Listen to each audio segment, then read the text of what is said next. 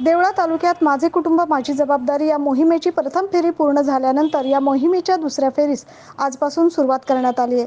14 October ते 24 ऑक्टोबरपर्यंत दुसरी फेरी तालुक्यात राबवण्यात येणार आहे। याकरता तालुका प्रशासनाने 87 पथकांची नेमणूक केली असून यामध्ये आरोग्य कर्मचारी, आशा सेविका, स्वयंसेवक यांची नेमणूक करण्यात आली आहे। सदर कर्मचारी हे घरोघरी जाऊन प्रत्येक घरातील व्यक्तींची तपासणी करणार असून त्यामध्ये प्रत्येकाचे शरीराचे तापमान मोजणे, शरीरातील ऑक्सिजनचे प्रमाण तपासणे तसेच मधुमेह, रक्तदाब, हृदयरोग, दमा, कॅन्सर, श्वसनाचे आजार असणाऱ्या रुग्णांची देखील नोंद केली जाणार आहे। तालुक्यातील जनतेने सदर पथक आपल्या घरी आले असता त्यांना सहकार्य करण्याचे आवाहन तालुका आरोग्य अधिकारी डॉक्टर सुभाष मांडगे यांनी केले। माझे कुटुंब माझी जबाबदारी याची मोहीम आपण आपल्या तालुक्यामध्ये गत 15 दिवसापासून राबवली।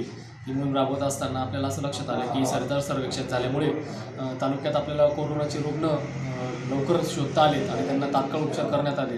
त्याच्यामुळे आज रोजी आपल्या तालुक्यामध्ये कोरोनाचं प्रमाण हे कमी असल्याचे आपल्याला आढळून आले, कारण कोरोनाची साखळी तोडण्यामध्ये त्याचा उपयोग झालेला आहे। सदर पथकाद्वारे सर्वेक्षण आपण इथून पुढे देखील सुरू ठेवणार आहोत। तर उद्या 14 ते 24 ऑक्टोबर या दरम्यान देखील आपण आरोग्य पथक नेमलेले आहेत आणि त्या 87 आरोग्य पथकामध्ये आरोग्य कर्मचारी असतील, आशा कर्मचारी असतील, स्वयंसेवक असतील यांच्या मार्फत तालुक्यातील प्रत्येक गावामध्ये प्रत्येक व्यक्तीची आपण आरोग्य तपासणी करणार आहोत। यामध्ये आपण व्यक्तींचे तापमान मोजणार आहोत, तसंच त्यांच्या शरीरातील ऑक्सिजनचं प्रमाण देखील मोजणार आहोत। आणि जर आपल्याला अशा याच्यामध्ये काही व्यक्ती आढळून आल्यात किंवा काही कोरोना संशयित रुग्ण आढळून आले तर त्यांची आपण लगेच तात्काळ टेस्टिंग देखील करणार आहोत। आपल्याकडे आता अँटीजन टेस्टिंग उपलब्ध झालेले आहेत किट, त्याच्यामार्फत आपण त्यांची तात्काळ टेस्टिंग देखील करणार आहोत। तसंच गरज पडल्यास स्वॅब घेऊन RT-PCR टेस्टिंग देखील करणार आहोत। तर हे पथक आपल्या घरी आल्यानंतर तालुक्यातील जनतेने त्यांना संपूर्ण सहकार्य करावे। आपल्या घरामध्ये डायबिटीज असेल, दमा असेल, अस्थमाचे पेशंट असतील, कॅन्सरचे रुग्ण असतील किंवा किडनीचे विकाराचे आजाराचे रुग्ण असतील, तर अशा रुग्णांची माहिती देखील